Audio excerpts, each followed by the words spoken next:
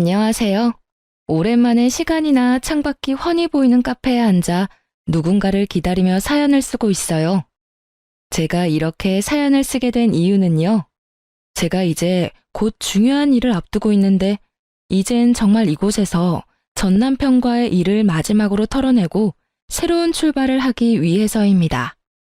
저의 기가 막힌 이혼 이야기 함께 하시겠어요? 저와 남편은 결혼한 지 9년이 되었고 뱃속에 아기가 자라고 있었어요. 저에겐 축복과도 같은 존재였죠. 9년이란 세월 동안 고생했던 것에 대한 보상과도 같다고 느껴지더군요. 23살, 당시 남자친구였던 남편은 군대를 전역을 하자마자 운 좋게 취업이 되었고, 어리고 사랑에 미쳐있던 저는 남편과 서둘러 결혼을 하게 되었죠. 아직 세상과 남자를 모르는 어린 딸과 한 가정을 책임지기엔 어렸던 아들이 서로 결혼을 하겠다는 소식은 부모님들에게 받아들일 수 없는 충격과도 같은 사건이었어요. 양가 부모님들은 저희의 결혼을 반대하셨고 저흰 끝까지 결혼을 밀어붙였죠. 결국 시댁에서는 저희의 고집에 백기를 드셨고 친정에서는 끝까지 반대를 하셨어요. 하지만 남편에게 눈이 멀어버렸던 저는 부모 형제를 등지고 결혼을 강행하게 되었고 결국 부모님과 언니 오빠는 결혼식에는 참석해 주었지만 그 뒤론 거의 연을 끊다시피 하고 지냈습니다. 시댁에선 저희를 도와줄 능력이 되지 않았고 저흰 그 누구의 도움을 바라지 않고 오롯이 저희의 힘으로 가정을 꾸려나갔어요. 지금 생각해보면 참 열심히도 살았네요. 23살, 그 어린 나이에 친구도 멀리하고 이 일 저 일 가리지 않고 닥치는 대로 돈만 벌었어요. 그렇게 6년, 이를 악물고 힘을 합쳐 열심히 산 결과 저희에겐 저희 명의의 집이 생겼고 그 집에서 보내는 첫날 밤에 저와 남편은 그간의 세월을 돌아보며 서로를 보듬어 주었습니다. 여보, 정말 고생 많이 했어. 나 같은 놈한테 시집와서 남들 다 놀 때 일만 죽어라 일만 한다고 고생만 했네. 이제 집도 생겼으니 당신은 조금 쉬어. 나만 고생했어? 당신도 같이 죽어라 이래놓고선. 기억나? 우리 왜 결혼해서 원룸에서 처음 시작했을 때 30살 되기 전에 꼭 우리 집 갖자고 했었잖아. 그 꿈 이루기 위해 우리가 얼마나 열심히 살았는데 당연히 기억하지. 와, 그땐 정말 꿈만 같았는데 결국 이뤘어. 그것도 1년이나 빨리 말이야. 당신 덕이야. 당신이 함께 힘내줘서 생각보다 빨리 이렇게 살 수 있었어. 그래서 말인데 이제 당신 쉬면서 임신 준비하는 게 좋지 않을까? 임신? 하긴 더 늦어지면 더 힘들겠지? 그럼 이제부턴 마음 편하게 지내면서 몸부터 좀 만들자. 맛있는 것도 많이 먹고 좋은 곳도 다니면서 말이야. 열심히 살다 보니 29살의 나이가 되었고 조금 여유로워진 생활에 저흰 임신 준비를 하기로 했어요. 마음만 먹으면 당연히 될 것만 같았던 임신은 쉽지 않았고 계속되는 실패에 처음엔 괜찮다고 서로를 위로하던 말들도 점차 사라지더군요. 그렇게 남편과 저는 몸도 마음도 점점 지쳐만 갔고 어느새 한 줄뿐인 테스트기를 보곤 말 한마디도 없이 다음 배란일이 언제인지 달력만 들여다보고 있더군요. 그런 저희의 모습을 자각했을 땐 이미 남편과 저는 기계와도 같은 의무적인 관계를 가지는 사람, 그 이상 그 이하도 아니었습니다. 그 당시 임신이란 열심히만 하면 뭐든 다 이뤄낼 수 있다고 믿어 의심치 않던 남편과 저의 신념을 그야말로 산산조각을 내는 것이었고 그랬기에 거듭되는 실패에 더 큰 좌절과 함께 지쳐가게 되었죠. 그렇게 지쳐가던 어느 날 오랜만에 화장대에 앉아 거울을 가만히 보는데 30살도 되지 않은 파릇해야 하는 여자가 아닌 40대는 좋게 되어 보이는 암울한 세상에 찌들 대로 찌든 여자가 앉아있더군요. 안쓰럽더군요. 얼마나 정신없이 살았으면 제 모습이 이렇게 변해가는 동안 거울 한 번 제대로 본 적이 없나 싶은 마음이 들어서요. 그때야 그런 생각이 들었어요. 이렇게 살아서 뭐하나. 이러려고 그렇게 이를 꽉 깨물고 죽어라 열심히만 살았나 하고요. 저요, 결혼하고 그 세월 동안 봄에 피는 꽃도 여름에 우거지는 그늘에서 쉬어본 적도, 가을에 예쁘게 물든 단풍잎을 맞아본 적도, 겨울에 내리는 첫눈을 넋놓고 바라본 적도 없이 참 열심히만 살았거든요. 그런데 그럴 여유도 틈도 없이 정직하고 열심히 산 결과가 세상 풍파를 다 맞은 모습이라니 너무 서글프더라고요. 그 순간 그간 한 번도 느낀 적 없던 온갖 감정들이 몰려오며 눈물이 쏟아져 나왔어요.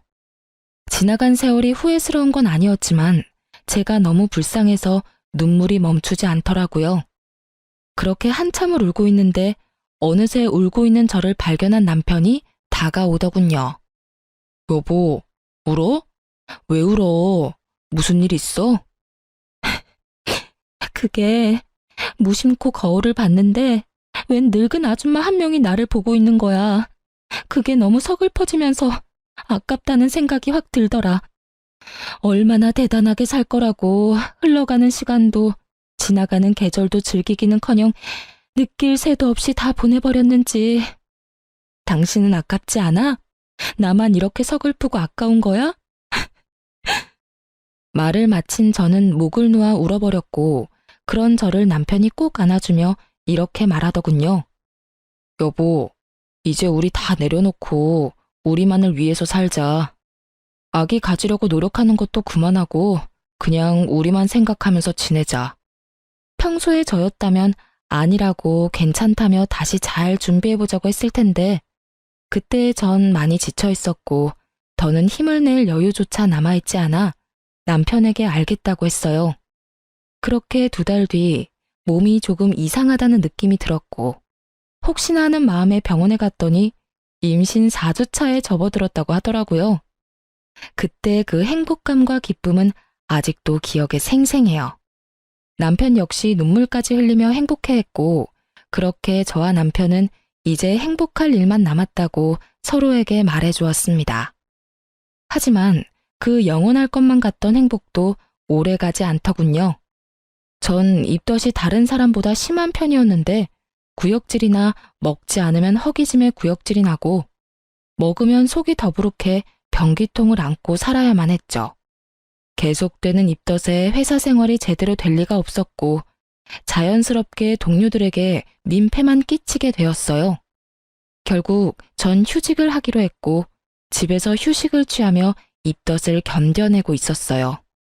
제대로 먹지는 못하고 토하는 생활이 반복되자 몰골은 말이 아니었지만 다행스럽게도 아기는 건강하게 잘 자라고 있다고 하니 그나마 다행이라고 생각하며 그 힘든 날들을 견디며 지내고 있었죠.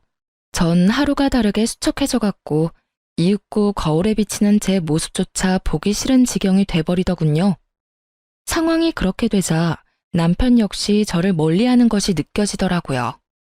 처음엔 입덧으로 고생하는 저를 안쓰러워하던 남편이었는데 어느 순간부턴 제가 화장실을 가려고 일어서기만 해도 한숨을 쉬는 지경이 되어버렸어요. 전 남편의 다정스러운 눈빛을 본 적이 언제인지 기억도 나지 않았고 투명스러운 눈빛과 함께 남편의 핀잔이 계속되고 있었어요. 얼굴이 도대체 그게 뭐야? 로션은 안 바르는 거야? 푸석푸석해서는. 아무리 입덧 때문에 힘들다고 그래도 사람 몰골이 그게 뭐야? 그거 알아? 당신 보고 있으면 내가 다 서글퍼진다고. 이런 식의 핀잔은 말끝마다 이어졌고 다른 것도 아닌 임신 때문에 혼자 고생하는 저에게 이런 언행으로 대하는 남편을 보며 섭섭한 적이 한두 번이 아니었어요. 하지만 남편 역시 회사 생활로 많이 힘들어서 그럴 거라며 이해해주며 남편과 싸우지 않으려고 많이 노력했어요. 사실 싸울 힘도 없긴 했고요. 그러던 어느 날 유난스럽게 입덧이 심한 날이었는데 그날따라 생전 좋아하지도 않았던 요거트가 너무 먹고 싶은 거예요. 얼마나 먹고 싶은지 눈물이 다 나려고 해 전 배달 어플을 이용해 요거트를 시켜 먹게 되었고 그 결과는 참담했습니다. 그토록 눈물나게 먹고 싶었던 요거트를 한 입 먹는 순간 속이 마구 울렁이기 시작하는데 참아보려 해도 도저히 참아지지 않았고 그대로 전 화장실로 뛰어가 또다시 다 개워내게 되었어요. 그렇게 한바탕 개워내고 나오니 미간을 잔뜩 찌푸린 남편이 이렇게 말하더군요. 아, 진짜. 그렇게 다 토해낼 거면 차라리 굶어. 돈 아깝게 그게 뭐 하는 짓이야? 그 말을 듣는데 전 그야말로 폭발하고 말았어요. 그게 나한테 할 말이야? 내가 일부러 토해? 내가 토하고 싶어서 토하냐고. 나도 그냥 맛있게 먹고 싶어. 그런데 그게 안 되는 걸 어떻게 해? 당신 이런 내 심정을 알아? 그냥 가만히 앉아 있어도 놀이기구를 타고 있는 기분이야. 비포장도로를 끊임없이 달리는 차 안에 갇힌 기분이라고. 저 역시 그 당시 몸도 마음도 힘든 상황이었기에 남편의 모진 말들을 참을 수가 없었고 그렇게 한바탕 쏟아내는데 갑자기 배에서 감당할 수 없는 고통이 느껴지더군요. 저는 배를 잡고 소리를 지르며 고꾸라졌고 놀란 남편은 저를 집에서 가까운 곳에 있던 대학병원으로 데리고 갔어요. 병원으로 가는 내내 아기만 무사하기를 빌고 또 빌었고 병원에 도착해 진료를 해본 결과 천만다행으로 아기는 무사하다고 하더라고요. 하지만 제 몸이 너무 약해져서 병원에서 며칠 안정을 취하며 경과를 봤으면 좋겠다라는 의사 선생님의 권유대로 전 입원을 하게 되었고 남편은 편히 지내라며 1인실을 잡아주었죠. 그렇게 전 병실에 누워 눈을 감고 있었어요. 잠은 오지 않았지만 이런저런 일들로 인해 많이 지쳐있던 터라 눈꺼풀조차 무겁게 느껴져 눈을 뜨고 있기도 힘이 들었거든요. 한참을 잠들지 않은 채 눈을 감고 있는데 병실로 남편이 들어오더니 제 손을 잡고 숨죽여 울기 시작하더군요.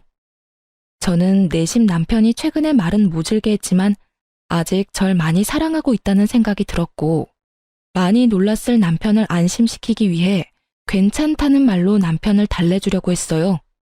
그런데 그 순간 남편의 입에서 믿지 못할 말들이 나오고 있더라고요. 여보, 미안해. 정말 미안해. 나 사랑하는 여자가 생겼어. 믿을 수가 없었어요. 사랑하는 여자가 생겼다뇨. 저와 남편이 함께한 세월이 얼만데 그동안 함께한 고생이 얼만데 이제서야 임신도 하고 살만해졌는데 이제와 저 말고 사랑하는 여자가 있다니 정말 믿을 수가 없더군요. 내가 이런 마음 품는 것 자체가 여보한텐 너무나도 큰 상처이고 배신인 걸 너무 잘 알지만 이미 그 여자한테 가버린 마음이 너무 커서 내 뜻대로 되지가 않아. 나 어떻게 해야 해? 내가 어떻게 해야 할까? 난 천벌 받을 거야, 정말. 말을 마친 남편은 계속해서 울고 있었고 전 저도 모르게 반사적으로 남편의 손을 있는 힘껏 잡아버렸어요.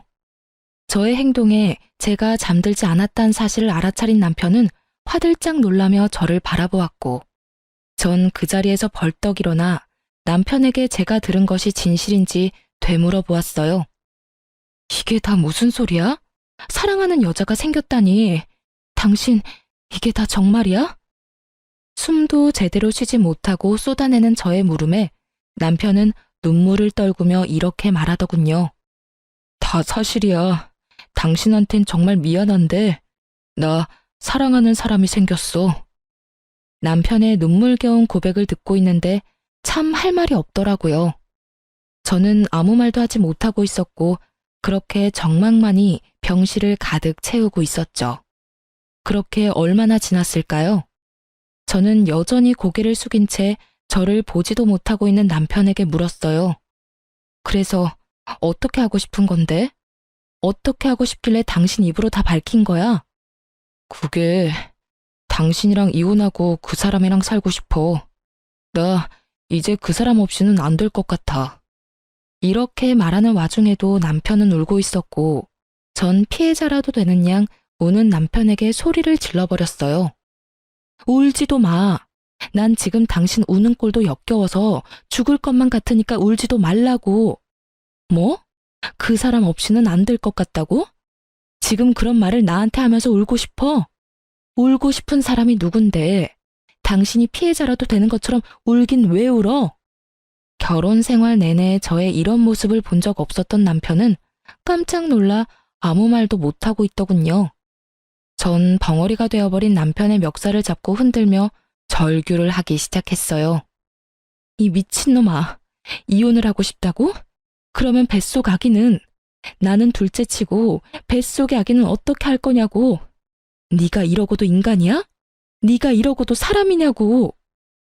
저의 절규는 계속되었고 남편은 여전히 아무 말도 하지 못하고 있더라고요. 그 순간 남편의 휴대전화가 울렸고 휴대전화를 확인하는 남편의 눈빛이 갈피를 잡지 못하고 흔들리기 시작했어요. 전 직감적으로 상간녀라는 것을 알았고 제가 그 자리에서 죽는 꼴을 보기 싫다면 당장 전화를 받으라고 했어요. 제 말에 남편은 망설이는 듯 하더니 통화 버튼을 눌렀고 그 순간 저는 남편의 휴대전화를 빼앗아 스피커 버튼을 눌러버렸어요. 자기야, 놀라지 마. 나 임신했어. 테스트기가 두 줄이길래 병원에 가보니까 임신이래. 나 너무 좋아서 눈물이 다 나는 거 있지?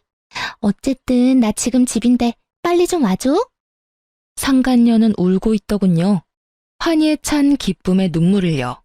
상간녀의 임신 소식이 병실을 가득 메우고 남편의 얼굴엔 순간이었지만 화색이 돌더군요. 하지만 그것도 잠시 남편은 제 눈치를 살피며 표정이 굳어져 갔고 상간녀의 빨리 와달라는 말과 함께 전화는 끊겨버리고 말았어요. 다시 찾아온 정막. 남편은 안절부절 못하며 제 눈치를 살피기 바쁘더니 조심스럽게 입을 떼더라고요. 여보, 나 잠시만 나갔다 올게. 진짜 아주 잠시면 돼. 조심스러운 말과는 달리 행동은 재빨랐고 빠르게 사라지는 남편의 뒷모습을 보며 전 그 자리에서 쓰러지고 말았습니다. 다시 정신을 차려 눈을 떴을 땐 혼자였고 제가 일어난 것을 확인한 간호사분이 담당 의사 선생님을 불러오시더군요. 산모님, 괜찮으세요? 정신이 드세요? 그 걱정스러운 눈빛과 물음들을 듣는 순간 눈물이 터져 나왔고 전 괜찮다는 말도 하지 못한 채 울어버렸습니다. 그 와중에도 다행인 건지 불행인 건지 아기는 무사했고 전 이 모든 상황들을 저와 함께 해준 아기를 지키기로 했어요. 물론 저 혼자서요. 남편과의 이혼은 피할 수도 피할 마음도 없었기에 저는 마음을 단단히 먹기로 했어요. 제가 첫 번째로 한 일은 흥신소를 통해 상간녀를 알아보는 일이었어요. 남편이 꽁꽁 숨기고 있는 그 여자가 어떤 여자인지 궁금해 미칠 지경이었으니까요. 며칠 뒤 흥신소에서 연락이 왔고 상간녀에 대해 알려주더라고요. 상간녀는 남편이 군대 가기 전 잠시 다녔던 대학에 함께 다니던 친구였는데 얼굴도 예쁜데 집도 부자여서 유명했다고 하더군요. 그 당시 남편을 좋아하는 여자가 있다고 들었던 것이 떠오르며 그 여자가 상간녀였음을 깨달았죠. 대학 졸업도 하지 못한 남편이 왜 대학 모임까지 나가게 된 것은 모르겠으나 알아본 바론 두 사람은 대학 동창회 모임에서 다시 재회해 그날 이후부터 만나기 시작했고 그 만남의 시점이 제가 임신한 직후라는 것을 알게 되었죠. 여기까지도 놀라운데 더 놀라운 사실이 기다리고 있더군요.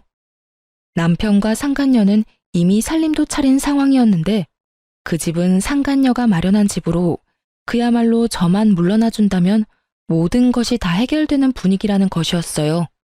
심지어 남편은 상간녀와 본격적인 만남을 시작하며 회사까지 그만둔 상태였고 그런 남편에게 상간녀는 투자를 해주어 현재 남편은 돈 걱정 없이 사업 준비를 하고 있는 상황이라는 것까지 알게 되었죠. 그쯤 되니 궁금해지더군요. 상간녀에게 향하는 남편의 마음은 연심인지 욕심인지. 그것이 뭐든지 간에 저의 비참한 마음은 같았고 그럴수록 저는 더욱 강해졌어요.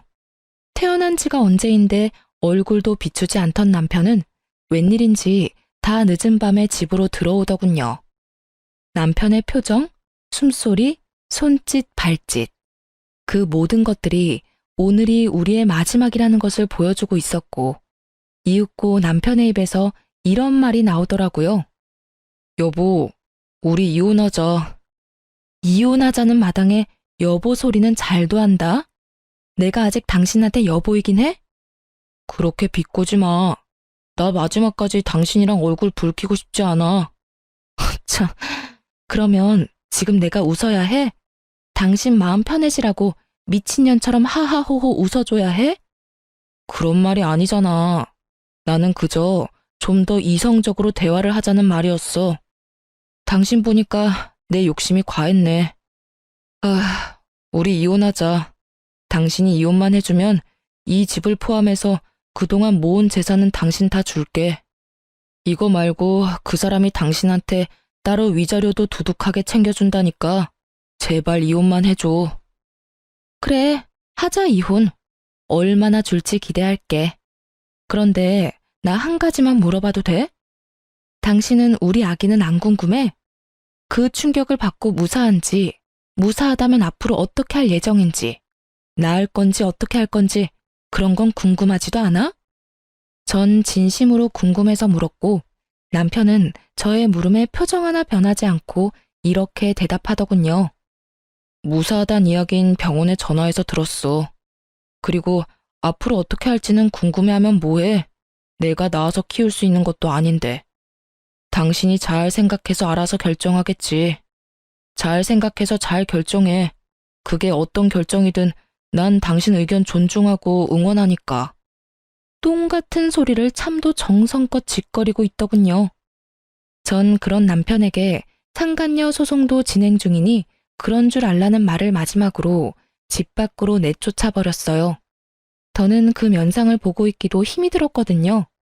그렇게 저희는 이혼을 하게 되었고 전 우리의 젊은 날을 갈아샀던 집과 남편이 상간녀에게 받아온 3억과 함께 상간녀 위자료까지 따로 받을 수 있었어요. 이혼이 확정된 날, 전 계획했던 대로 상간녀의 본가로 찾아가 상간녀의 아버지를 만났습니다. 조사를 통해 알아본 바론 상간녀의 부모님은 전 남편이 유부남이었던 사실을 모르고 있었고 받을 거 다 받아낸 저는 상간녀가 밖에서 무슨 짓거리를 하고 다니는지 그 부모님께 다 알릴 계획이었던 거죠. 예상대로 저의 폭로에 상간녀의 아버지는 노발대발 난리가 났지만 비교적 상간녀의 어머니는 차분한 것으로 보아 대충 알고 있었던 눈치 같더라고요. 누구신데 우리 딸에 대해 할 말이 있다고 하시는 건지요? 아, 제 소개가 늦었네요. 전 지금 따님이 만나고 있는 남자의 본처입니다. 정확히는 전부인 되겠네요. 오늘 이혼 확정이 났거든요. 네? 이혼이라니? 그럼 그 남자가 유부남이었단 말입니까? 우리 딸을 속였던 건가요? 아니요. 따님을 속인 것이 아니라 따님과 제 남편이었던 작자가 서로 불륜을 저질렀어요. 그래서 제가 물러나게 되었고요. 제 딸이 유부남인 걸 알고도 만났단 말입니까? 아니, 그럴 리가. 혹시 집을 잘못 찾아오신 거 아닌가요? 우리 딸이 만나는 남자가 있긴 합니다만 딸이 임신해 곧 결혼할 예정입니다. 유부남이 도대체 무슨 생각으로 처녀를 임신시키겠습니까? 전 끝까지 제 말을 믿지 못하는 상간녀의 아버지에게 두 사람의 다정한 모습이 찍힌 사진을 내밀어 주며 말했습니다. 보시면 아시겠지만 따님 맞습니다. 참고로 제 뱃속에도 아기가 자라고 있는데 그것도 따님이 다 알고 있다고 하더군요. 참 웃기는 상황 아닌가요? 조강지처 뱃속에 있는 아기는 버려도 상간녀 뱃속에 있는 아기는 지키겠다는 그 꼴이요. 그러니 제가 어쩌겠어요? 물러서 줘야죠. 에휴, 그래서 원하는 게 뭡니까? 여기까지 찾아와서 이런 말 하는 거 보면 원하는 게 있을 텐데요. 그저 부모님께서도 자기 딸이 밖에서 어떤 짓거리를 하고 다니는지, 그 짓거리 덕분에 제 가정이 어떻게 망가졌는지 다 아셔야 할 것 같아서 찾아왔어요. 아, 굳이 원하는 게 있다면 따님을 좀 꾸짖어 주시면 좋을 것도 같네요. 자기네들끼리야 하늘 아래 둘도 없는 사랑이네 뭐네 곱게들 포장하지만 엄연히 죄잖아요, 불륜이라는 게. 그러면 따님 교육 제대로 해주세요. 갑자기 찾아와서 죄송했습니다. 저는 그대로 집을 나왔고 제가 현관문을 나오는데 머리끝까지 화가 난 상간녀의 아버지가 상간녀의 어머니를 쥐잡듯 잡으며 당장 상간녀를 부르라고 고함을 치는 소리가 들려오더군요. 그 소리를 들으며 집으로 돌아오는 발걸음이 얼마나 가벼웠던지 모릅니다. 그렇게 집으로 돌아온 전 이사할 예정이라 중요한 짐을 따로 추리고 있었고 상간녀에게 모든 이야기를 들은 전 남편이 역정을 내며 집으로 들어오더군요. 너 진짜 미쳤어? 돈은 다 받아 처먹고 뭐? 그 집을 찾아가? 네가 제정신이야? 이딴 식으로 행동할 거였으면 돈은 왜 받아갔어? 돈은 돈이고 이건 다른 문제지. 그 부모들도 알아야 하지 않겠어? 하나뿐인 외동딸이 밖에서 무슨 짓거리를 하고 돌아다니는지. 그래야 자식 교육을 똑바로 하지. 그래도 이건 너무하잖아. 꼭 이렇게까지 해야 했어? 군말 없이 이혼해줬는데 이 정도도 하면 안 돼? 너 때문에 지금 그 사람 아빠한테 붙잡혀서 질질 끌려갔어. 어쩔 거야? 어쩌긴 뭘 어째. 눈물이라도 흘려줘? 그거 참 안 됐다고 위로라도 해줄까? 그런 걸 원하니? 진짜 너 하여튼 오늘 일 때문에 그 사람 뱃속에 있는 아기라도 잘못됐다간 가만 안 있을 테니 그런 줄 알아? 전 남편은 악에 바친 듯 이를 꽉 깨물며 저에게 말했고 그런 전 남편의 모든 것이 어이가 없더군요. 그래서 전 어느새 꽤 나온 저의 배를 보여주며 이렇게 말했습니다. 이건 안 보여? 내 배는 안 보이냐고. 이 아기도 당신 아기야. 당신은 정말 이 아기는 보이지도 않는 거야? 저는 전 남편을 향해 목이 터져라 외쳤지만 전 남편은 그런 저에게 시선조차 주지 않았고 전 참지 못하고 전 남편의 뺨을 내리쳐버렸어요. 썩 꺼져. 빨리 꺼지라고. 앞으론 2번 다시 그 어떤 일로도 찾아오지 마. 한 번만 더 찾아오는 날엔 당신하고 그 여자 얼굴 온 세상이 알도록 인터넷에도 다 퍼뜨려버릴 테니까. 알겠어? 제 말에 남편은 저를 한번 흘겨보곤 나가버렸고 그 후론 전 남편이 찾아오는 일은 없었습니다. 한바탕 소란이 지나간 후 기다리고 기다리던 이삿날 아침이 되었고 제 소식을 어떻게 안 것인지 그간 연락을 끊고 살았던 엄마와 언니 그리고 오빠까지 집으로 찾아왔더군요. 저를 본 엄마는 저의 등짝을 때리며 우셨고 그런 엄마를 언니와 오빠는 말려주며 그저 저를 꼭 안아주었습니다. 이거사, 이게 뭐야 도대체? 그렇게 말렸거늘 고작 이런 꼴이나 당하려고 이런 꼴이나 보이려고 가족들 다 버리고 나갔던 거야? 엄마, 그러지 마. 막내 임신 중이라잖아. 배 안 보여? 그래 엄마, 진정 좀 해. 몇 년 만에 보는 건데 애를 때리긴 왜 때려? 9년 만에 듣는 가족들의 목소리에 하염없이 눈물이 나더군요. 많은 감정이 섞인 눈물이었지만 가장 큰 감정은 당연히 미안함이었어요. 그렇게 가족 마음의 못을 박았으면 잘 살기라도 했어야 했는데 9년 만에 보인 꼴이 그런 꼴이라 죄송하고 미안하더라고요. 그렇게 한참을 울던 저희 가족은 감격스러운 재회는 잠시 미루고 이사를 서두르기로 했어요. 이삿짐 직원분들이 오셔서 더는 재회의 기쁨과 슬픔에 젖어 있을 틈이 없었거든요. 그렇게 부른 배를 부여잡고 바쁘게 움직이고 있는데 육설과 함께 전 시모가 저에게 다가오고 있더라고요. 야, 이 미친년아. 네가 내 아들 앞날을 망쳐놓고 무사할 줄 알았어? 이러면서 제 머리채를 잡는데 그 순간 빈혈기가 돌며 별이 다 보이더라고요. 전 시모의 흥분은 극에 달해 있었고 저에 대한 원망과 함께 욕설들은 끊임없이 쏟아져 나오고 있었어요. 너 때문에 내 아들이 쫄딱 망하게 생겼어. 네가 그 집 찾아가서 다 말하는 바람에 내 며느리도 내 아들도 그 집에서 쫓겨나 버렸다고. 그게 어떻게 잡은 기회인데 네 년이 다 책임져. 다 책임지라고. 그 뒤로도 전 시모는 끊임없이 하소연과 함께 원망들을 쏟아냈고 이야기를 들어보니 모든 사실을 안 상간녀의 집에서는 상간녀에게 해주던 모든 지원을 끊어버렸고 두 사람이 살고 있던 집마저 뺏어버렸다고 하더군요. 한순간에 거지 신세가 된 두 사람이 집으로 찾아가 빌어봤지만 상간녀의 집에선 두 사람이 헤어지지 않는 이상 상간녀 역시 없는 자식으로 여기고 살 것이라는 답만 돌아왔고 상간녀는 하는 수 없이 전 시댁으로 들어와서 살고 있다고 하더라고요. 한평생 고생이라곤 모르고 산 상간녀가 전 시댁의 환경에서 산다는 건 고역과도 같은 일일 테죠. 그렇게 한참을 쏟아내던 전 시모는 급기야 저에게 돈 타령까지 하기 시작했어요. 네가 다 이렇게 만들었으니 네가 다 책임져. 돈이라도 내놓으라니 말이야. 네가 받아간 거 다 내놔. 그 순간 잠시 이삿짐 차에 갔던 식구들이 돌아오고 저의 모습을 발견한 엄마가 달려와 전 시모의 손을 낚아채 있는 힘껏 밀어버렸어요. 이 여편네가 감히 누구 머리채를 잡아? 정신 나갔어? 어디서 내 딸 머리를, 그것도 임산부를, 네가 제정신이야? 당연히 이삿짐 센터 직원인 줄 알았던 엄마의 등장에 전 시모가 당황한 기색이 역력하더군요. 그랬겠죠. 한평생 가족에게도 버림받았다며 저를 알게 모르게 무시했던 전 시모였는데 이렇게 든든한 가족의 등장에 당황스러울 법도 했겠죠.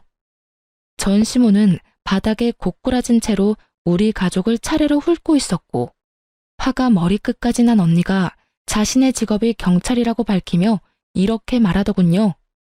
아줌마, 한 번만 더 내 동생한테 욕하고 때리면 수갑 채워서 체포할 테니 각오하세요. 참고로 그렇게 잡혀가시면 합의는 없습니다. 아시겠어요? 이런 언니의 말에도 정신을 차리지 못한 전 시모는 끝까지 돈 타령을 해대고 있었고 전 무슨 돈이냐며 물었죠. 다신 오지 않을 테니 돈 내놔. 돈만 주면 오라고 해도 안 올 테니. 무슨 돈을 달라고 이 난리세요? 그걸 몰라서 물어? 이 집 팔았으면 돈이 있을 거 아니냐? 엄연히 그 돈에 내 아들 목도 있는데 왜 모른 척을 하니? 그거랑 이혼할 때 받아간 3억, 그것도 내놓거라. 정말 뱃속의 아기만 아니었다면 욕이라도 실컷 해주며 있는 힘껏 한 대 때리고 싶더라고요. 다른 것도 아닌 위자료 내놓으란 말을 당당하게 하는 전 시모의 모습을 보는데 화가 머리끝까지 나며 어이마저 없더군요. 아줌마, 잘 들어요. 그 돈은 내 뱃속에 있는 이 아기의 몫이자 내가 23살부터 이때까지 단 하루도, 단 1분도 제대로 쉬지 않고 열심히 살았던 날의 몫이자 하루아침에 배신당하고 갈기갈기 찢어져 버린 내 마음의 상처에 대한 약값이에요. 그러니까 절대 한 푼도 줄 생각 따위 없어요. 정 그 돈이 탐나고 갖고 싶으면 소송을 거세요. 저는 코웃음을 치며 전 시모에게 말했고 제 말이 끝나자마자 변호사인 오빠가 나서 제 변호를 자처하고 나서더군요. 참고로 제 동생 변호는 제가 맡도록 하죠. 마침 그 분야가 제 전문이라 자신 있거든요. 그러니 언제든 소송 걸고 싶으면 걸도록 하시죠. 애꿎은 제 동생 괴롭히지 말고 법으로 이야기하자 이 말입니다. 전 시모는 꽤 많이 당황한 눈치이더군요. 그럴 수밖에 없는 것이 상견례도 없었고 결혼식에선 가족들을 따로 소개할 시간도 소개를 받고 싶어하는 마음도 없었기에 저희 가족들의 직업, 형편에 대해선 전혀 알지 못했거든요. 그 뒤론 연을 끊고 지내다시피 했으니 저희 친정이 꽤 산다는 것을 전혀 모르고 있었으니까요. 전 시모는 오빠의 말이 끝나자 당황한 눈초리로 가족들을 번갈아 살피기 시작하더군요. 경찰인 언니의 변호사인 오빠, 그리고 있어 보이는 엄마의 차림새까지. 찰나의 순간 가족들을 살핀 전 시모는 갑자기 태세를 바꿔 저에게 무릎까지 꿇고 애원하기 시작하더군요. 아가, 내가 잠시 미쳤었구나. 내 아들이 하루아침에 거지꼴이 되어서 집으로 들어왔는데 어떤 부모가 제정신일 수가 있겠어. 너도 뱃속에 아기가 있으니 조금은 이해를 할 거다. 그러니 방금 전 내 행동은 네가 이해를 좀 해주렴. 그리고 이해하는 김에 내 아들도 좀 이해해주면 안 되겠니? 말이야 바른 말이라고 여자가 작정하고 꼬시는데 남자가 어쩌겠어. 그간의 정을 생각해서라도 네가 이해하고 용서 좀 해주렴. 네가 용서만 해주면 내 아들도 다시 너한테 돌아올 거고 그렇게 두 사람 제외하게 되면 뱃속의 아기한테도 좋지 않겠어? 애를 생각해야지. 이 험한 세상에 애를 혼자 낳아서 어쩔 생각이니? 남들 다 있는 아빠, 우리 손주한테서 뺏을 생각은 아니지? 이때껏 한 번도 꺼내지 않던 손주 이야기까지 들먹이며 애원하는 꼴이 참 가증스럽기 그지없더군요. 엄마 역시 저와 생각이 같았는지 전 시모의 말에 한마디의 대꾸도 없이 시모를 질질 끌어다 내쫓아버렸고 저의 이사는 무사히 마칠 수 있었습니다. 그날 이후 전 가족의 품으로 돌아가게 되었어요. 이미 사버린 집은 새를 주기로 했고 가족의 뜻에 따라 친정에서 지내게 된 것이죠. 그렇게 친정에서 지내는 동안 출산날이 가까워졌고 입원을 했던 대학병원에서 진료를 계속 보며 그곳에서 출산까지 하기로 했습니다. 출산을 하기 전 마지막 진료날, 언니와 함께 병원에 갔는데 그곳에서 전 생각지도 못한 사람을 만나게 되었어요. 그건 바로 상간녀와 전 남편이었어요. 그토록 화려하고 당당하던 상간녀의 모습은 온데간데 없이 사라지고 행색이 초라한 배불뚝이 여자가 전 남편과 옆에 자리하고 있더군요. 한 걸음씩 한 걸음씩 두 사람과 가까워졌고 저와 언니를 발견한 상간녀는 두 눈이 동그래지더니 이내 승리의 표정을 지으며 전 남편의 팔짱까지 급하게 끼고 저에게 다가와 인사를 건네더라고요. 오랜만이네요. 잘 지냈어요? 아, 이런 질문 좀 그런가요? 하긴, 잘 지낼 턱이 없는데 질문이 좀 그랬죠? 방금 전까지 전 남편과 돈 때문에 다투는 소리를 다 들었는데 이렇게까지 해서 저에게 아는 척이 하고 싶은 그 마음이 다 궁금하더군요. 그런데 그 애는 정말 낳아서 혼자 키울 수 있다고 생각해요? 진작 지우지. 이게 무슨 청승맞은 짓이에요. 뭐라고? 너 말 다 했니? 그게 네가 나한테 할 말이야? 왜 화를 내고 난리래? 다 걱정해서 하는 말인데. 아, 그리고 혹시나 해서 하는 말인데 양육비 이런 건 바라지도 말아요. 하긴 뜯어간 돈 많으니 양심이 있으면 양육비 달란 말은 못하겠지. 상간녀는 어떻게 해서든 제 속을 긁고 싶어 안달인 듯 했으나 전 도발에 더는 넘어가지 않았고 상간녀를 위아래로 훑어주며 이렇게 말했습니다. 그게 걱정이어서 굳이 반가워하지도 않는 사람한테 인사까지 한 거야? 하긴 꼴을 보아하니 걱정이 되긴 하겠다. 양육비 줄 능력도 처지도 안 되니까 말이야. 나 양육비 달라는 말 할 생각도 없으니까 그런 걱정은 넣어두고 사랑으로 가진 애 잘 낳아서 찢어지게 가난한 집에서 잘 키워봐. 난 댁들 덕분에 가족도 다시 만나 잘 지내고 돈도 많아서 양육비 걱정은 없거든. 제 말에 상간녀는 미간을 찌푸리는가 싶더니 이내 코웃음을 치며 비아냥대기 시작하더군요. 참 좋기도 하겠네요. 남편도 뺏겨서 애도 혼자 낳고 혼자 키워야 하는 마당에 좋다고 웃는 꼴이 참. 어떤 면에선 참 대단하기도 하네요. 상간녀의 비아냥거림에 제가 반격을 하려는 순간 어느새 제 곁으로 온 담당 의사 선생님이 제 어깨에 손을 두르며 언니에게 이렇게 말하는 것이 아니겠어요? 초영, 여기서 뭐 하세요? 무슨 일 있어요? 표정이 왜 이렇게 안 좋아요? 처영이라니. 전 크게 당황을 했고 언니 역시 당황한 기색이 역력했지만 그것도 잠시 천연덕스럽게 선생님께 제부라고 하며 상황을 설명하기 시작하더군요. 언니의 설명을 들은 선생님은 제 어깨를 잡은 손에 힘을 주며 말을 하더군요. 아, 아직 소식 못 들으셨나 봅니다. 저 이 사람하고 결혼 약속했어요. 식은 아직이긴 한데 출산하고 몸 추스르는 대로 결혼식 올리려고 하고 있어요. 원하신다면 청첩장 나오는 대로 보내줄 테니 와서 자리를 빛내주는 것도 좋을 것 같네요. 언니 못지않게 선생님은 천연덕스럽게 연기를 펼쳤고 선생님의 말에 이때껏 입 한 번 떼지 않고 있던 전 남편이 저를 향해 말을 하더군요. 여보, 이게 다 사실이야? 당신 이 남자랑 결혼했어? 혼인신고라도 한 거야?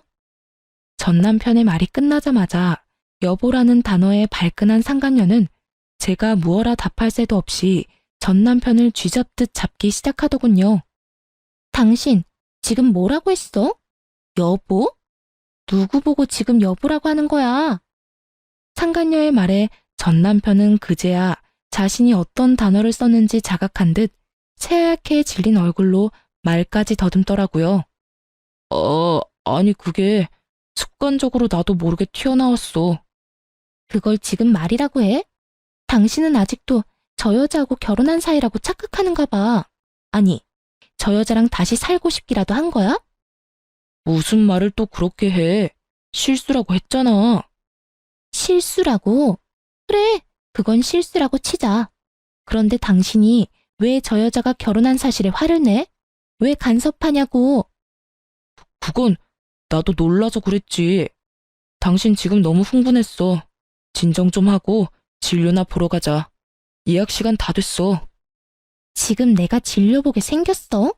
당신 같으면 이 기분에 진료가 보고 싶겠냐고. 내가 누구 때문에 이 모양 이 꼴로 살고 있는데, 내가 왜 이런 거짓꼴로 살고 있는데, 당신 하나 보고 다 버리고 와서 이렇게 사는 난 신경도 안 쓰면서 전부인이 재혼한 사실이 그렇게 신경 쓰여? 상간녀는 악을 쓰며 남편을 닥달했고 그런 상간녀의 말이 지긋지긋하다는 듯 전 남편은 짜증을 섞으며 답을 하더군요. 내가 당신한테 가족 버리고 나한테 와달라고 했어? 당신이 좋아서 다 버리고 나한테 와놓고 왜 또 그런 말을 하는 거야? 지겹지도 않아? 무슨 일만 일어났다 하면 이 모양 이 꼴 타령하는 거? 나야말로 누구 때문에 그 좋은 회사까지 그만두고 이 모양 이 꼴이 됐는데 다 당신이 투자해준다고 해서 이렇게 된 거잖아. 두 사람은 급기야 언성까지 높이며 싸우기 시작했고 그 광경을 지켜보던 선생님은 제 손을 진료실로 이끌며 이렇게 말했어요. 우린 이만 들어가요. 이런 난장판은 뱃속의 아기한테 좋지 않아요. 얼른요. 그렇게 선생님의 손에 이끌려 진료실 의자에 앉은 전 어리둥절했고 이내 간호사 선생님이 들어오셔 두 사람이 난동에 가까운 싸움을 하다 결국 병원에서 쫓겨났다고 하더군요. 그 만남을 마지막으로 전 다신 그 사람들을 만나기는커녕 소식조차 들을 수도 없었습니다. 그렇게 정말 전 남편과의 모든 것이 끝이 나고 전 무사히 출산했습니다. 출산 이후 전 제 소중한 보물을 안겨주신 선생님께 보백받게 되었어요. 사실 병원에 처음 와 전 남편의 외도 사실을 알게 되었을 때 걱정스러운 눈빛으로 절 위로해준 그 선생님이 저의 담당 선생님이었고 선생님의 말에 의하면 그날부터 제가 신경이 쓰였다고 하더군요. 처음엔 그저 제가 불쌍했다고 했어요. 불쌍해서 눈길이 더 가고 마음이 더 쓰였다고요. 그래서 진료를 볼 때도 더욱 신경을 써주었고 제가 배가 심하게 뭉쳐 병원에 갑자기 왔다는 연락이라도 받을 때면 그게 언제든 어디에 있든 병원으로 뛰어와 제 진료를 봐주셨다고 하더라고요.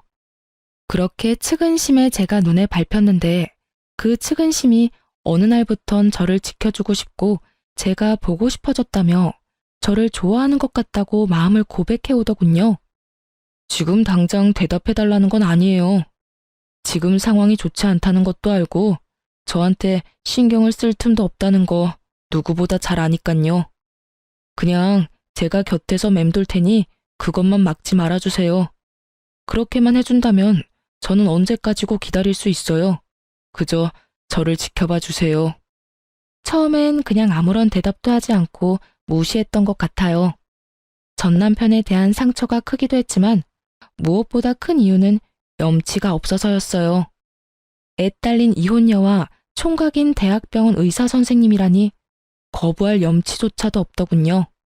하지만 선생님은 저를 포기하지 않았고 부담스럽지 않게 저의 곁을 지키면서 제 아들조차 사랑으로 품어주고 있더라고요. 그렇게 4년을 한결같이 저와 제 아들을 지켜준 선생님께 마음의 문을 열게 되었고 선생님은 저의 남자친구가 되었어요. 그리고 곧 저는 저와 아들을 세상 누구보다 사랑해주는 남자친구와 결혼을 할 예정이에요. 말이 씨가 된다고 하더니 전 남편과 상간녀 앞에서 저와 결혼한 사이라고 거짓말을 하던 모습이 엊그제 같은데 그 결혼이 현실이 되었지 뭐예요? 남자친구의 말론 그때 자신의 마음을 확신했다고 하더군요. 물론 예비 시댁에서도 저와 아들을 많이 아껴주세요. 처음 저의 이야기를 남자친구에게 들었을 땐 걱정이 많으셨다고 하시더군요. 아무래도 그럴 수밖에 없는 상황이긴 했죠. 온 정성을 다해 사랑으로 키운 아들이 어느 날 갑자기 사랑하는 여자가 생겼다고 해서 누구보다 기뻐하셨는데 그 여자가 이혼녀인 것도 모자라 갓난아기까지 있다고 하니까요. 어떻게든 설득을 해보려 했지만 남자친구는 흔들리지 않았고 일단 얼굴이나 보자 하는 마음으로 저를 만나러 나오셨다고 하셨어요. 그렇게 저를 처음 만난 날 저와 예비 시부모님은 많은 이야기를 나눴고 헤어지는 순간에 제 손을 잡아주시며 이렇게 말씀해 주시더군요. 사실 오늘 이 자리 나올 때까진 좋은 말로 설득해서 헤어지게 만들 생각이었어. 생각 있는 여자라면 헤어질 테니 말이야. 그럴 생각으로 나온 자리인데 막상 만나서 이야기 나눠보니 우리 애가 왜 그렇게 매달렸는지 알 것 같네. 앞으로 우리 아들이랑 잘 지내줘. 그렇게 잘 지내다가 우리 가족으로 와주면 더 좋고. 이렇게 말씀해 주시는데 얼마나 많이 울었는지 몰라요. 그 마음이 너무나도 감사하고 또 그 감사한 마음이 드는 것이 염치도 없어서요. 제가 자식을 키워보니 알겠더라고요. 그것이 얼마나 큰 결정이었는지. 그래서 저도 그런 마음을 저버리지 않게 열심히 노력해 보려고 합니다. 제가 사연 처음에 말씀드렸었죠? 누군가를 기다리며 사연을 쓰고 있다고. 그 기다리던 사람이 다름 아닌 남편과 제 아들입니다. 저를 여기에 앉혀두곤 장난감을 사러 간다고 나간 두 사람인데 이 긴 사연을 쓸 때까지 돌아오지 않고 있네요. 아마 모르긴 몰라도 장난감을 사러 간 두 사람은 장난감 가게를 살 태세로 쇼핑을 하고 있는 모양이에요. 가끔 이럴 때가 있어 제가 두 사람을 잡으러 간 적이 한두 번이 아니거든요. 전 이만 인사를 드리고 가봐야 할 것 같아요. 마지막으로 저의 지옥 같던 세월을 여기에 털어버렸으니 이제 저도 행복하게 새로운 인생을 살 수 있겠죠? 어쨌든 지금 두 남자의 과분한 사랑을 받으며 행복하게 잘 살고 있으니 여러분도 제 걱정보단 앞날에 대한 응원을 부탁드리며 전 이만 물러가 볼게요. 긴 이야기 들어주셔서 감사합니다.